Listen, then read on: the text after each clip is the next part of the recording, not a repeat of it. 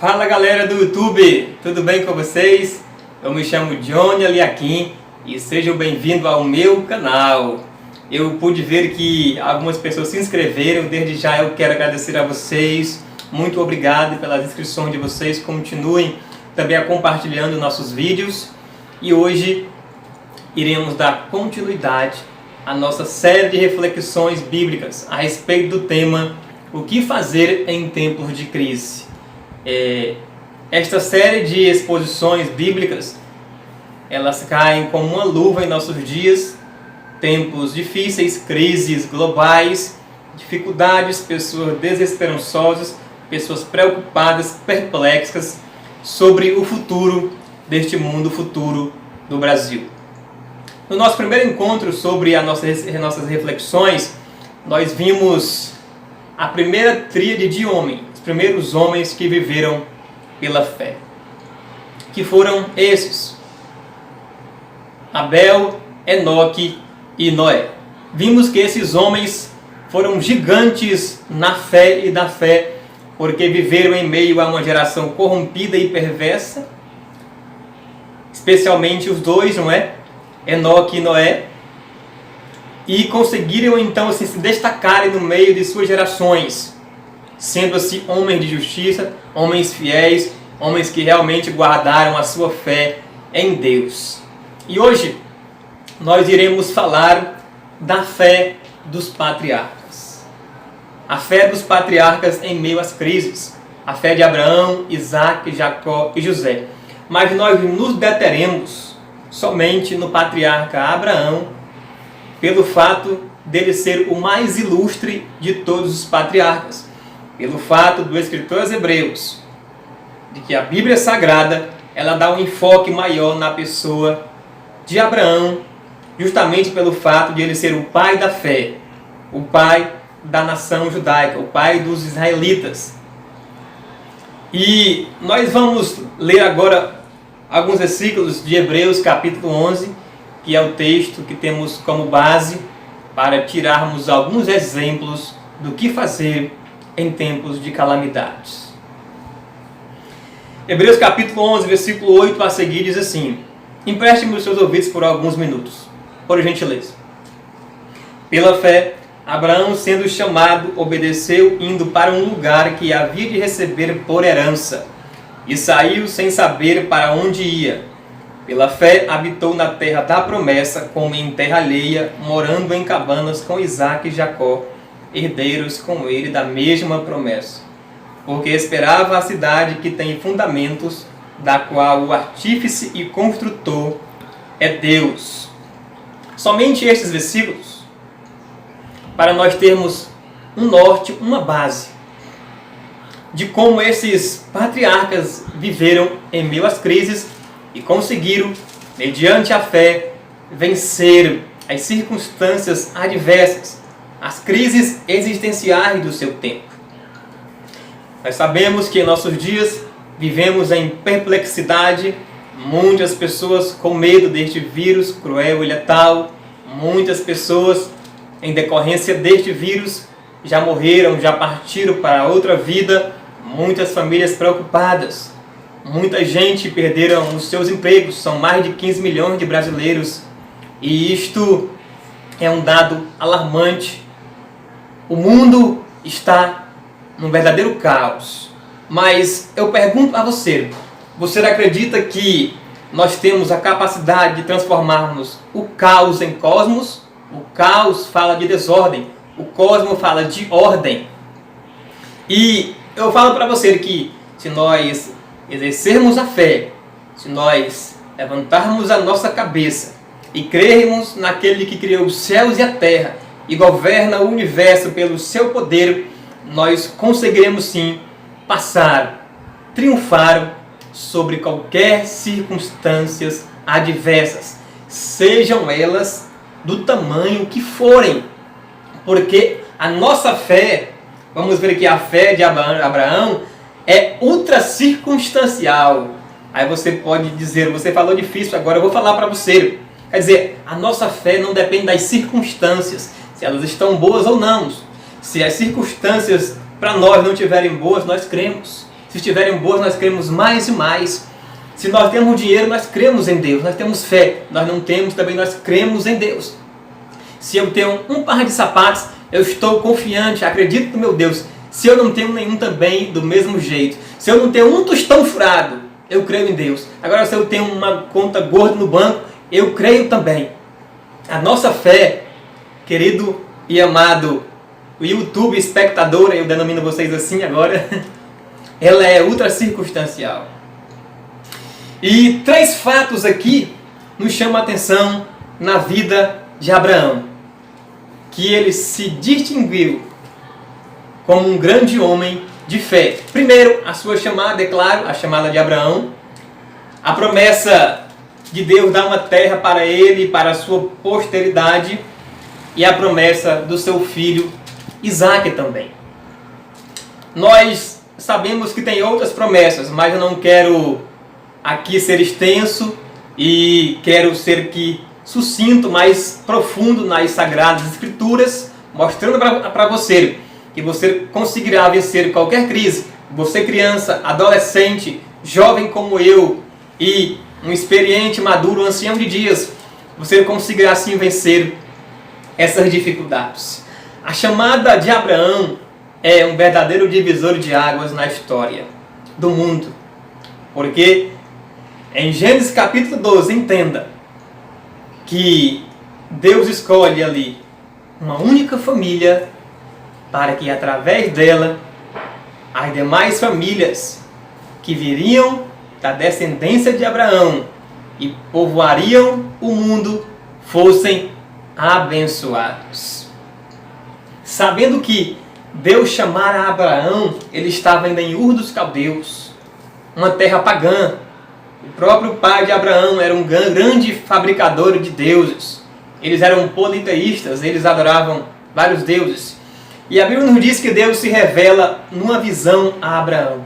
E de alguma forma ele entendeu a chamada de Deus, a sua vida. Então ele sai de Ur dos Caldeus. Porque quando Deus chama alguém, ele requer que a pessoa chamada seja diferente, seja uma pessoa santa, uma pessoa distinta das demais pessoas. Não que as pessoas chamadas por Deus são melhores, mas Deus requer realmente uma postura, uma ética, uma moral daqueles que são chamados por Ele. E vemos então esse primeiro aspecto da grande fé de Abraão. É a sua chamada. Ele creu em Deus. E segundo a Bíblia, isto foi lhe imputado como justiça ou por justiça. Quer dizer, foi creditado na vida de Abraão a justiça de Deus, porque ele teve fé no Senhor.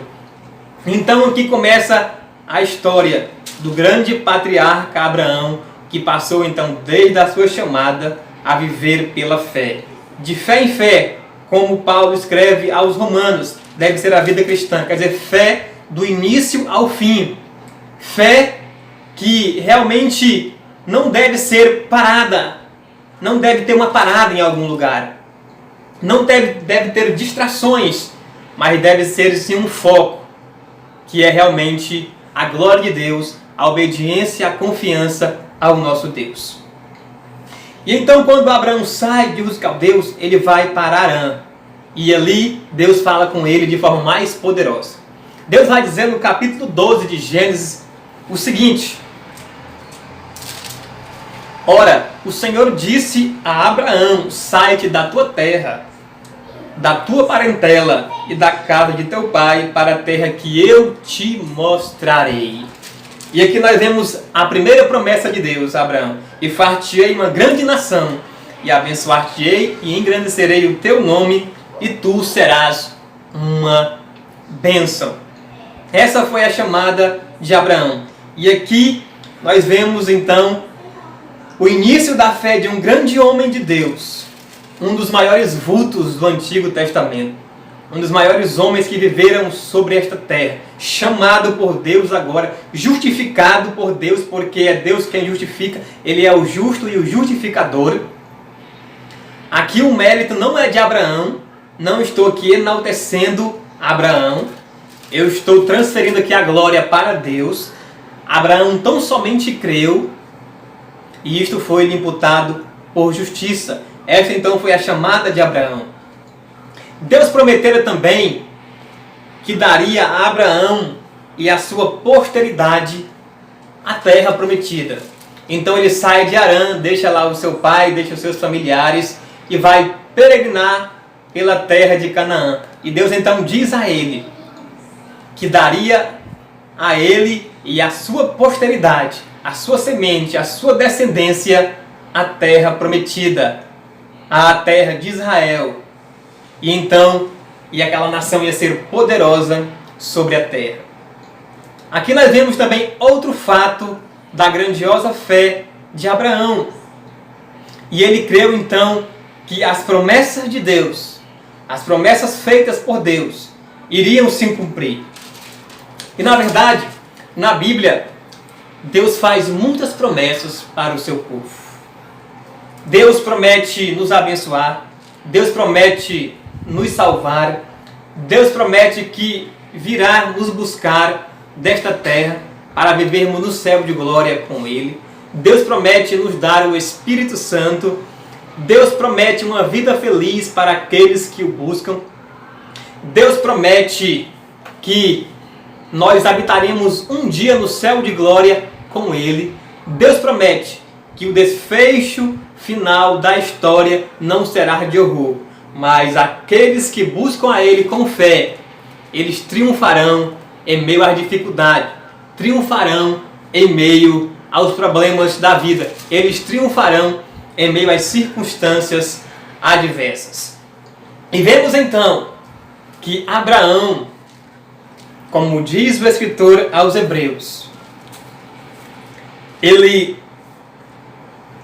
foi para um lugar que ele não sabia o que ia acontecer com ele naquela ocasião. Ele não sabia a direção, Deus não deu para ele uma bússola, um mapa. Abraão agora deveria aprender a depender de Deus. Deveria então agora viver pela fé realmente, na dependência de Deus. Olha só o que o texto diz: indo para um lugar que havia de receber por herança, e saiu sem saber para onde ia. E pela fé ele habitou na terra da promessa, morando em cabanas, em barracas, com os seus filhos, com sua família. E ali ele morou naquelas cercanias, aqueles lugares, sempre fazendo tenda, sempre oferecendo sacrifícios a Deus, porque ele cria, e aqui é importante dizer, numa pátria celestial, como diz o escritor aos Hebreus, porque esperava a cidade que tem fundamentos, da qual o artífice e construtor é Deus.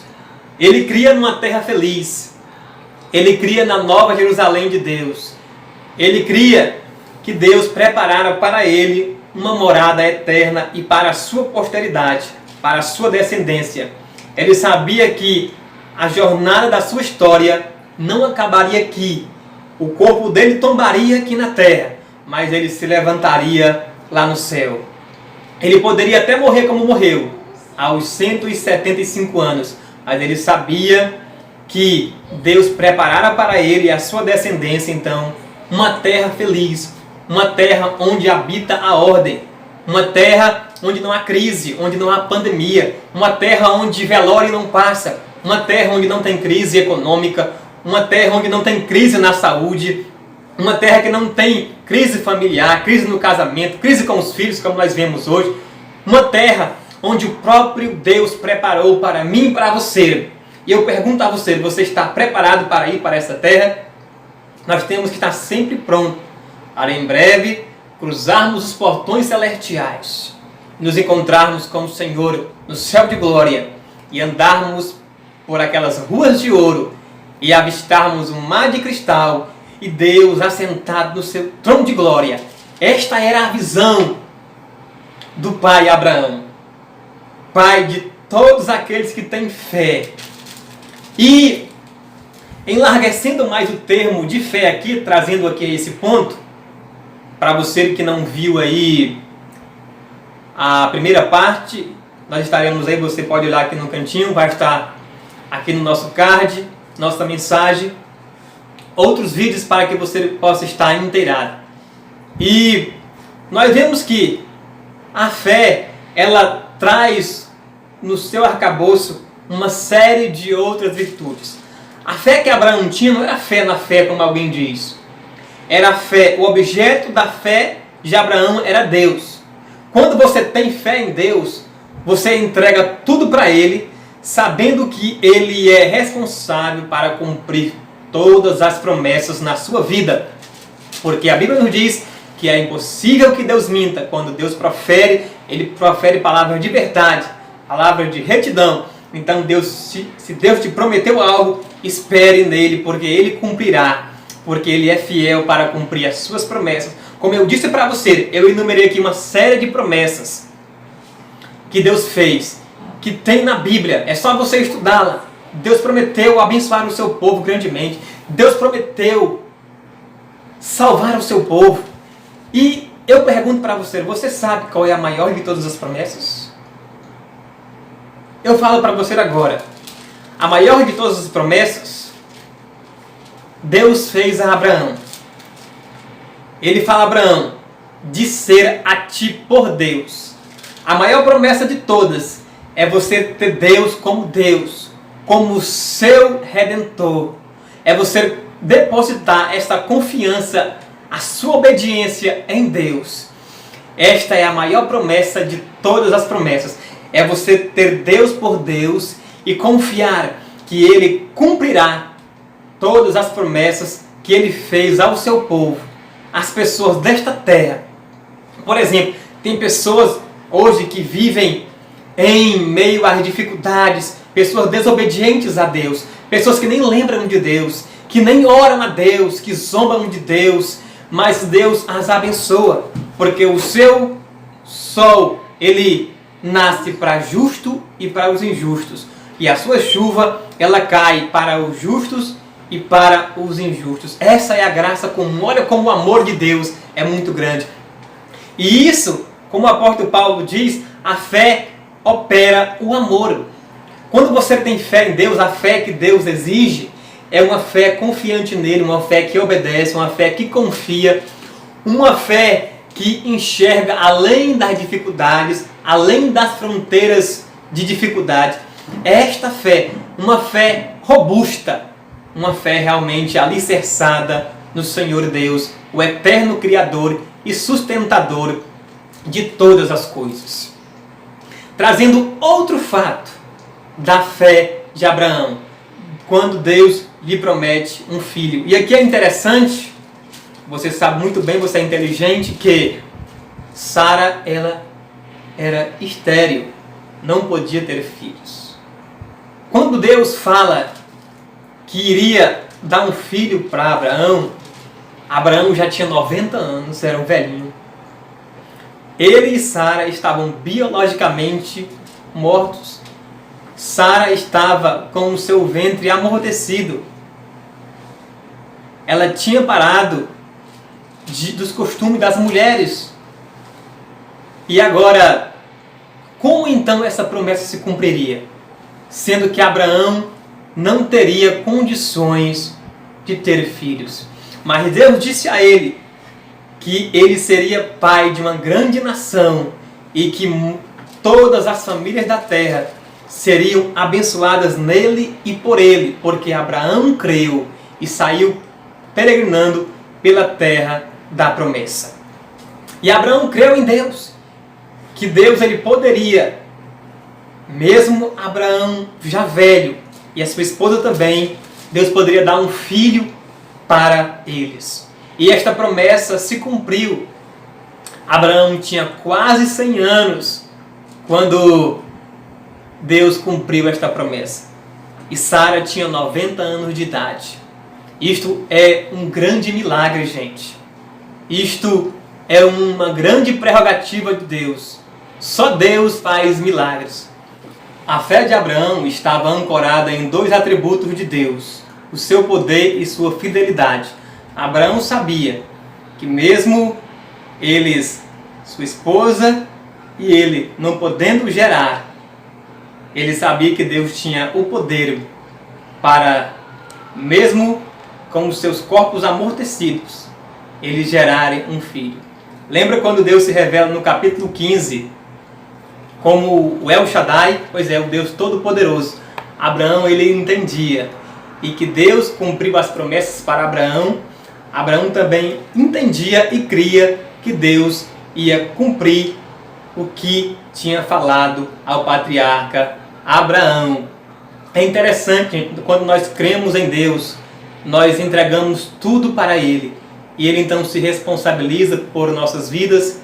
Ele nos abençoa com toda sorte de bênçãos espirituais. Um teólogo muito famoso chamado John Stott diz que o nada e a morte não são problemas para Deus. É interessante. Aí você, em meio a esta crise global que estamos vivendo, você pode estar dizendo, mas eu não tenho nada na minha despensa, ninguém trouxe nada para mim, eu não recebi o auxílio emergencial, nem o auxílio do governo. Mas saiba que para Deus, o nada não tem nenhum problema para Ele. Sabe por quê? Porque Ele pode prover para você o que você precisa, e muito menos a morte. Como muitos já morreram em decorrência desse vírus. Mas Deus, Ele tem o poder, sim, de, naquele dia, ressuscitar os nossos corpos mortos da terra e transformar o nosso corpo fraco em um corpo glorioso. Assim como Deus concedeu ao casal biologicamente morto Isaac, o filho da promessa, também mais tarde, sob o mesmo enfoque, trouxe Isaac da morte em Moriá. Segundo um teólogo, um doutor, que eu gosto muito dos comentários dele, ele diz que foi quando Abraão reconheceu que estava morto que o poder de Deus operou em seu corpo. Então, quando Abraão reconhece que não tinha condições de realmente ter um filho com Sara, que ele creu em Deus e entregou nas mãos de Deus o que ele não poderia fazer. Então, o que você não pode fazer, entregue nas mãos de Deus, que Ele fará por você. Não existe nada que Deus não possa fazer.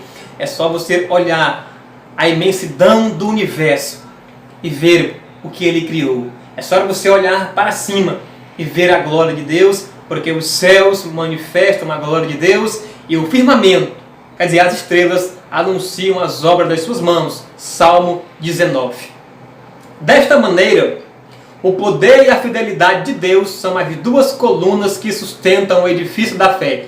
Por trás da promessa divina está seu caráter fiel.